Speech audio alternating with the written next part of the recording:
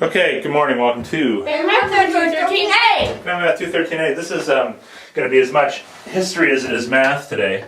And we're going to talk about some famous construction problems from ancient Greece and a new number file video that shows a different way to solve two of these three problems we're going to talk about. Cool. Okay, so you and I really haven't talked about constructions in geometry, but you and I have. Yeah. So constructions in normal Euclidean geometry use what two things? A compass and a straight edge. And a straight edge, not a ruler where we can measure stuff, just something where you can draw straight lines. And so, for example, we won't do it with the compass and the ruler on the board, or on the straight edge on the board, but if I have two straight lines, or 2 points, and I connect them with a straight line, my straight edge, how do I find the midpoint of that? What do I do? Well, so you take the radius with the compass, the length of this with your compass, Uh-huh. and then you draw two circles. One with this as its center.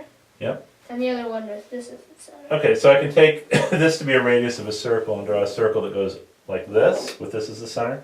Not quite a circle. And then the same one with this as the center, circle that goes this way, and then I connect those 2 points, and there's the center. you also get a perpendicular bisector. I also get a perpendicular bisector. So it's neat. So it turns out that mathematicians figured out that you can actually make anything that has rational numbers or square roots in it. So if you start off with a length, we just call that length 1. Okay, like this from here to here that we started out with. Yep, Like here we just made a half, right? Because you said it was a perpendicular bisector. Yeah. So we can make anything that has rational numbers and square roots. So I can make the square root of 2, for example. All right? Yep. But there were 3 problems that, the Greeks didn't know this, by the way, that you could only make rational numbers and square roots. Yeah. There were 3 problems that stumped the Greeks. And I'm going to just tell you what they are. And then we're going to solve 2 of them using paper folding, which uses slightly different rules. So problem number 1 is called doubling a cube. Not sure if it's an E or not. Doubling a cube. Okay, so given a cube with side length 1, Yep. what is the volume of this cube? Well, the volume is 1. Length times width times height.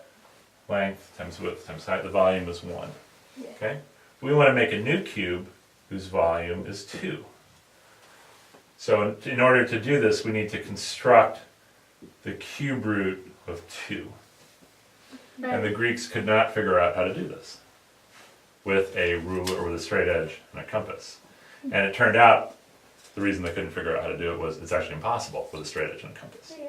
Turned out. But they didn't know that. Could you do this with paper folding? You can do this with paper folding, which is amazing. Whoops. Oops, I just broke our ruler. Uh-oh. Uh-oh. The second problem they couldn't figure out was trisecting an angle.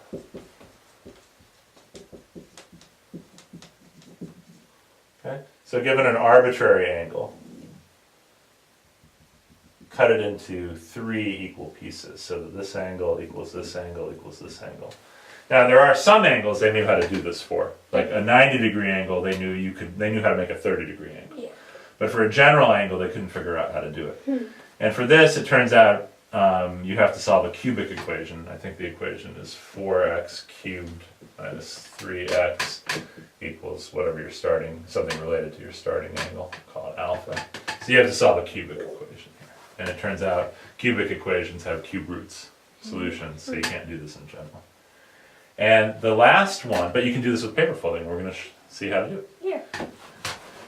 And the last one they couldn't figure out how to do, which we are not going to be able to do, is given a circle with radius 1, what is the area of a circle whose radius is 1? It's just pi. Pi. So the area is pi. They wanted to make a square With area pi. with area pi.